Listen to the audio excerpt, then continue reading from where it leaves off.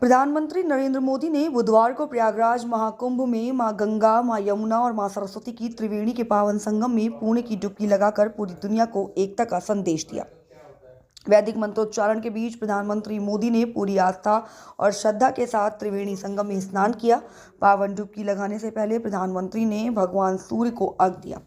इस दौरान ये रुद्राक्ष की माला का जप करते भी नजर आए। मां गंगा, मां यमुना और मां सरस्वती की आराधना करते हुए उन्होंने पावन डुबकी लगाई। डुबकी लगाने के बाद उन्होंने गंगा पूजन और आरती भी की। इसके पूर्व प्रधानमंत्री के प्रयागराज आगमन पर मुख्यमंत्री योगी आदित्यनाथ ने उनका स्वागत किया, विधिवत किया पूजन अर्चन।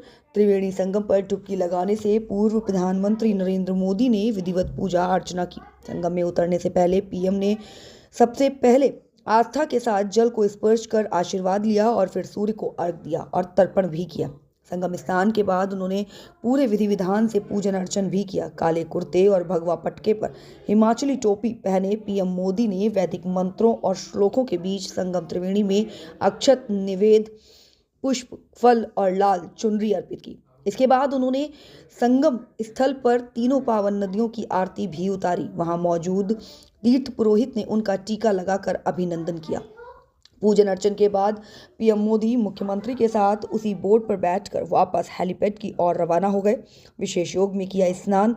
महाकुंभ में जहां दुनिया भर के श्रद्धालुओं का समागम हो रहा है, वहां प्रधानमंत्री ने पावन डुबकी के माध्यम से पूरी दुनिया को एक भारत श्रेष्ठ भारत और वसुधैव कुटुंबकम का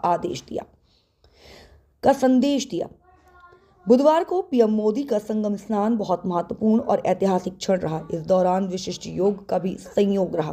दरअसल बुधवार का दिन विशेष था क्योंकि हिंदू पंचांग के अनुसार इस समय गुप्त नवरात्रि चल रही है और बुधवार को भीमाष्टमी भी थी।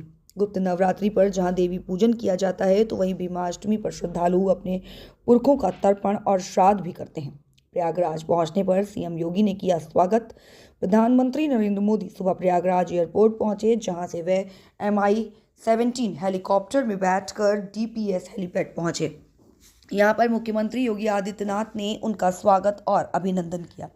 यहां से प्रधानमंत्री अरेल घाट पहुंचे, जहां से विशेष बोट पर सवार होकर उन्होंने त्रिवेणी संगम का रुख किया। बोट पर उनके साथ मुख्यमंत्री योगी आदित्यनाथ भी मौजूद रहे। इस दौरान प्रधानमंत्री महाकुंभ में की गई व्यवस्थाओं और श्रद्धालुओं को दी जा रही सुविधाओं के विषय में सीएम योगी से जानकारी लेते हुए भी दिखाई दिए। बोट से भ्रमण के दौरान पीएम ने त्रिवेणी संगम में मौजूद श्रद्धालुओं का भी अभिवादन स्वीकार किया। पीएम की मौजूदगी में भी चलता रहा श्रद्धालुओं का स्नान। प्रधानमंत्री नरेंद्र मोदी जब त्रिवेणी संगम पहुंचे, तब आम श्रद्धालु भी संगम स्नान कर रहे थे। पीएम मोदी के आगमन के बावजूद लोगों को स्नान करने से रोका नहीं गया था।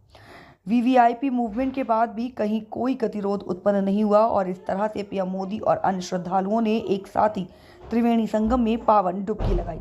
इससे श्रद्धालु भी प्रसन्न नजर आए और संगम तट पर लाखों लोगों की मौजूदगी में हर हर गंगे और मोदी मोदी के जयकारे गुंजायमान होते रहे। उल्लेखनीय है कि 13 जनवरी से प्रारंभ हुए महाकुंभ में अब तक VVIP मूवमेंट के बावजूद श्रद्धालुओं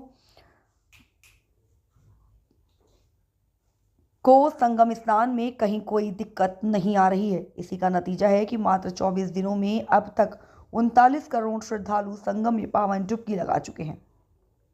13 दिसंबर को पीएम मोदी ने की थी कई परियोजनाओं की शुरुआत। इससे पूर्व पीएम मोदी ने महाकुंभ की शुरुआत से एक माह पूर्व 13 दिसंबर को प्रयागराज का दौरा किया था और 5,500 करोड़ रुपए की 167 परियोजनाओं की सौगात दी थी। इसमें यात्री सुविधाओं के लिए रेलवे स्टेशनों के अपग्रेडेशन और डेवलपमेंट के साथ साथ ROB, फ्लाईओवर, सड़कों का चौड़ीकरण, सुदृढ़ीकरण और सौंदर्यीकरण की प्रमुख परियोजनाएं सम्मिलित थीं। इसके अतिरिक्त स्थायी घाटों, रिवर फ्रंट, सीवरेज, पेयजल सुविधाओं के साथ विद्युत आपूर्ति से जुड़ी परियोजनाओं का भी शुभारंभ किया था। यही नहीं, पीएम मोदी ने अक्षयवट कॉरिडोर, सरस्वती कूप कॉरिडोर, बड़े हनुमान मंदिर कॉरिडोर, भारद्वाज ऋषि आश्रम कॉरिडोर, श्रृंगवेरपुर धाम कॉरिडोर का भी शुभारंभ किया था।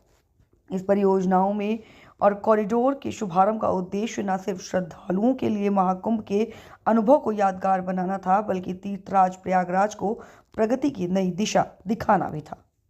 प्रकृति में देव स्वरूप देखते हैं, कण कण में हम देव स्वरूप देखते हैं, नर नर में हम देव स्वरूप देखते हैं, नर नारी में कोई भेद नहीं देखते हैं। और नर किसी भी तरीके का जब विभेद समाप्त हो जाता है, सभी तरीके का जब स्थितियां बदल जाती है, सारे जाति समाप्त हो जाते हैं, वर्ग समाप्त हो जाते हैं, रंग समाप्त हो जाते हैं, रूढ़ियां समाप्त हो जाती है, सब कुछ अगर विलगित हो जाता है और समाहित हो जाता है, तो वही हमारा ये त्रिवेणी का संगम क्षेत्र है, जहाँ भारत भारतीयता के समस्त स्वरूप, सभी मत, मतांतर, पंथ, धर्म, संप्रदाय आकर एकाकार हो जाते हैं और सनातन का जयगान करते हैं। पुरुषार्थ का अगर कहीं संगम होता है तो त्रिवेणी में ही होता है। हमारी आध्यात्मिकता, आधुनिकता और वैज्ञानिकता का अगर संगम होता है तो त्रिवेणी में ही होता है। हम किस तरीके से नवाचार, नवोन्मेष और नवागत विचारों का संगम करते हैं, यही त्रिवेणी में होता है। जब त्रिवेणी में पहुंचकर दुनिया दिव्य कुंभ, भव्य कुंभ, डिजिटल कुंभ, डिवाइन कुंभ को देखती है तो दुनिया सम्मोहित होती है और दुनिया नए भारत के बढ़ते और गढ़ते स्वरूप को देखती है। दुनिया भारत के बढ़ते गढ़ते स्वरूप को देखते में जो प्रथम पुरुषार्थी के रूप में एक तस्वीर दुनिया के सामने आती है, वो प्रधानमंत्री नरेंद्र मोदी की आती है, जब वो राष्ट्र निर्माण की संकल्पना को और प्रगाढ़ करने के लिए, राष्ट्र निर्माण का आह्वान करने के लिए कोटि कोटि भारतीयों के ध्वजवाहक के रूप में, कोटि कोटि भारतीयों के जननेता के रूप में, कोटि कोटि भारतीयों के जननायक के रूप में त्रिवेणी तट पर पहुंचते हैं। परंपरागत तरीके से, विधि विधान से पूजा अर्चना करते हैं, गंगा में अवगाहन करते हैं, अर्पण करते हैं, तर्पण करते हैं, अर्घ्य देते हैं, स्तुति करते हैं, अभिनंदन करते हैं, वंदन करते हैं और यहाँ पर राष्ट्र निर्माण की प्रेरणा कोटि कोटि भारतवासियों में भर देते हैं। बिल्कुल अश्विनी, कहीं न कहीं ये महाकुंभ प्रयागराज में जिस तरीके से उमड़ा श्रद्धालुओं का सैलाब है और अपार जनसागर है, ये कहीं न कहीं दर्शा रहा है कि सनातन